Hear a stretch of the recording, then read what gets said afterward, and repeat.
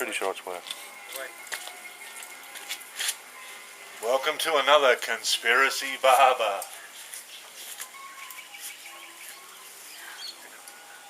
Yeah, Garth's back for more punishment. More hair cutting services.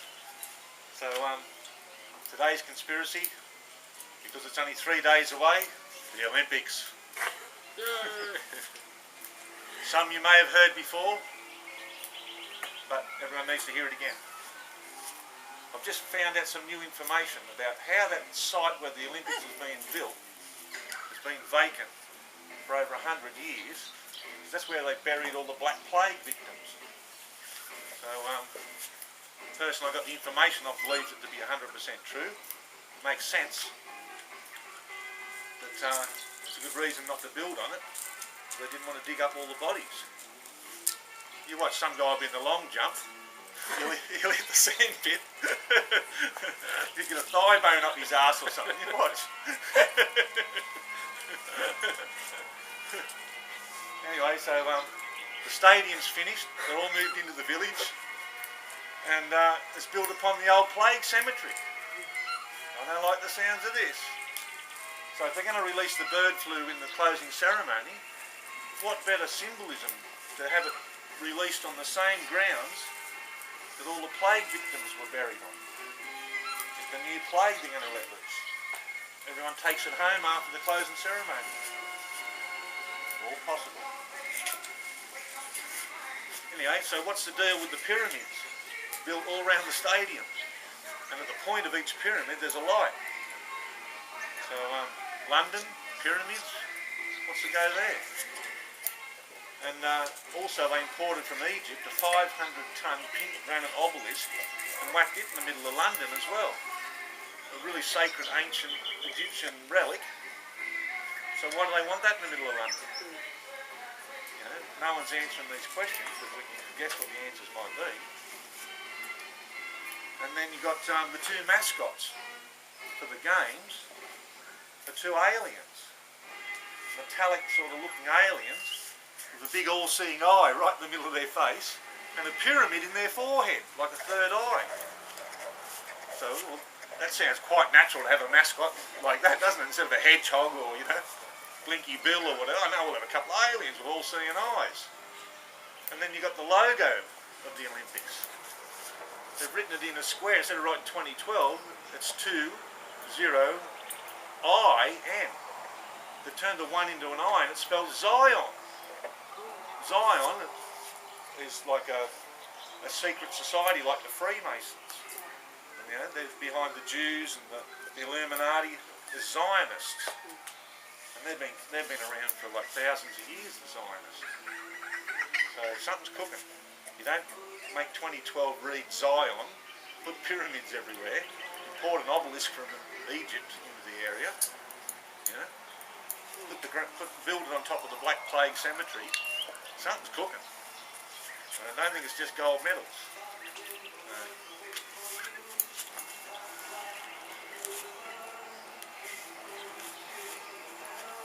So I think the opening ceremony will be all, you know, kosher. And then we're at the closing ceremony where the action will happen. But then again, maybe nothing will happen that we see. And everyone thinks, oh, that was great. London gets a great reputation. But over the next few weeks, all hell breaks loose. Now, we could even get a holographic hoax second coming at the Olympics. Imagine that. You know what Catholics are like. They'll line up for a month around the corner to look at a bit of burnt toast that looks like Jesus. Yeah? So, if they see a hologram in the sky and think it's Jesus or an archangel or Mary or something, they'll all drop to their knees and think it's the second coming. If they can whack a hologram over Rio, Rome and Moscow at the same time, you've now got 4 billion people turned Catholic in the twinkling of an eye. Yeah? It will be the second coming, but there'll be a middleman between you and God again. It'll be the Pope and the Church, and you won't get any direct information on the second coming beings, because there'll be a middleman translating it and censoring it all the time. So it's quite possible aliens could turn up at the Olympics, which in 1984 they said they'd be back. at the closing ceremony of the LA Olympics. Yeah, they appeared at the end of the closing ceremony, a blackout happened and a big UFO appeared over the stadium. The commentator said, "Oh, I think it's a hologram, it could be a real UFO," and then an alien turns up in a spotlight on a big podium, grabs a microphone and says, "We like what we see and we'll be back." Well, maybe they meant this is the time they're coming back now. Because they like to tell you these things, so basically you don't believe it when someone like me starts telling you about it. How it was on TV, you know what I mean? But by showing it to you in your face, a spell only works if the person knows there's a spell on it. See? So it might sink into your subconscious, or it does sink in there, but it might sink into your forefront of your thinking. But you've been told there's been put a spell on you, and then they just act it out, and everyone accepts it. You know, it's like brainwashing at its highest order. The Nazis studied so much brainwashing during the wars, they perfected it. They know exactly what frequencies to pulse at people to make you happy, sad, hyper, or a zombie. And they'll control, well, they do control the world for it. Look, turn the TV on. See what happens. The hypnosis begins. So the Olympics are going to be the giant staging ground for something. It mightn't be right in your face, but it'll be there symbolically. You know, whether it be bird flu, second coming, the real aliens turning up, whatever. Something going on. They're not going to miss this opportunity, the powers that be, to increase their power. They certainly don't need any more money. So it's all about power. The Olympics brings together the most powerful, physical humans on the planet. All the sports, the whole world's watching it. So all that energy centred in one spot. You don't know how to harness the energy with obelisks and domes and triangles and pyramids. And, it's like turning on a super generator. So they want to harness and capture something.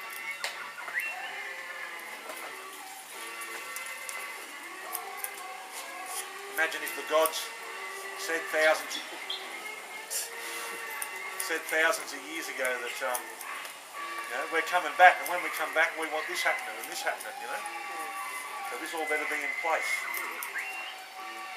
And while you're at it, vaccine up 50 million third world kids, because it changes the flavour of them, and we'll turn up and we'll just make them all disappear and you won't have a problem anymore.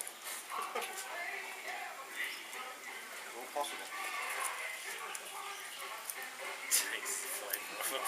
Well, they're doing something. We are food. Poison everybody with sugar. It's the #1 drug on the planet, sugar, and the biggest killer. #1 addiction. And it's pumped left, right and centre. Everything you look at, touch, there'll be sugar somewhere in it, or artificial sweetener. So what's that doing? It's changing the human. Must change, if you get a feral pig and you cut him, cook him that night and eat him, it'll taste crap. But if you feed him on grain and clean him out, you know what I mean, give him a heap of bran for a day or two, guess what? He'll taste like beautiful. So why else would they be changing the complete makeup of the human body if it's not to suit them? It's not suiting us because the hospitals are getting thicker and thicker, Yeah, and wider and wider. So, mathematically it doesn't all add up unless there's an agenda. And there's only one answer that consistently comes up that answers most questions. Food? Spell it in 2 letters. E.T. Whether you want to call them the gods, angels, whatever. They just put wings on angels in paintings because back in them days that told them as a code that that person in that picture flew. So they didn't want to build a little spaceship around them or a little, hovering platform or whatever it was they got around him. Because, the texts in the old scriptures are full of descriptions of, they came down in a cloud of fire and smoke. Well, we're talking personal hovercraft and stuff. Like mini UFOs that they got up and down from the motherships. about the old accounts of Mount Olympus. Like historical writings in famous texts say that Mount Olympus had a glowing city on top of it, where quite often rainbows would come out of the city and giant lightning bolts and stuff. And then one day, after decades, the city lit up. Hundreds of rainbows came out of it and lifted off the top of Mount Olympus and went into heaven. I think the city might have been a giant mothership UFO that's been parked there for decades, so everyone, worshipped the gods, and they just flew up and down to Olympus, and the mortals couldn't get up there. You had to be a god to fly up there. So they were worshipped by everybody. It answers a lot of questions. So if they have a terrorist attack of any description at the Olympics, everyone that dies there will be a blood sacrifice for the gods of Olympus. And nothing's changed. What's the feeling? Sacrifices just keep going and going and going. Every battle, terrorist act, major war, sacrifices. So if you dedicate that sacrifice or that battle or that war or whatever to a certain satanic deity or whatever, they get the energy. So all the deaths, the blood, etc., it's harnessed, captured on some interdimensional level. They use it. If it didn't happen, they wouldn't have names for it. It's called the lush. It's like, if UFOs aren't real, how come in every airline pilot manual there's a whole section devoted to UFOs? If they don't exist, why is there a section about it? And what to do when you see one?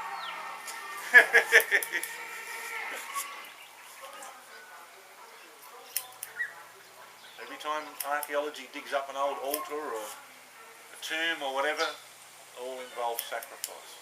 Always has since day one. And who were they sacrificing to? The gods.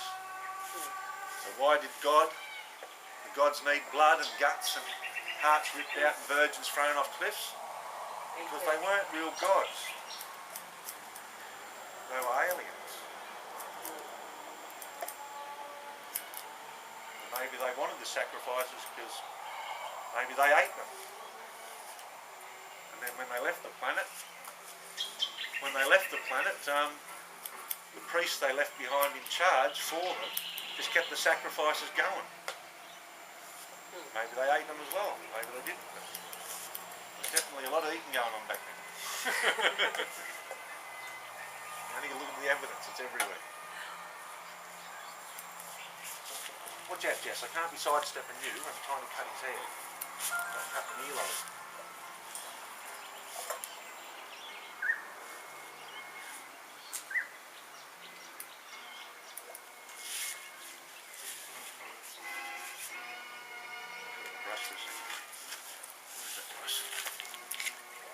So we only have a few days to wait and see, and the Olympics will start. I'll probably go out to Monk's and watch the opening ceremony on his telly, and watch the closing ceremony. Is he a believer? Monk, no, he doesn't know what to believe because he's not a listener. Okay. Okay, good on you, Mum.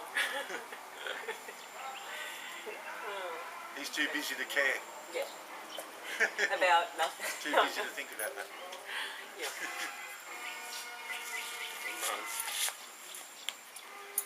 Well, I reckon it's there. By the time you wet it, it's full fluffed up and stuff. Yeah. I gave him a haircut once and he looked like Grandpa Munster. You know the Munsters? You remember that show?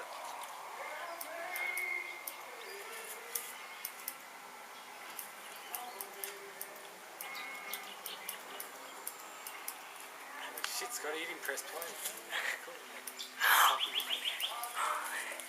The light it's not that there's something come up.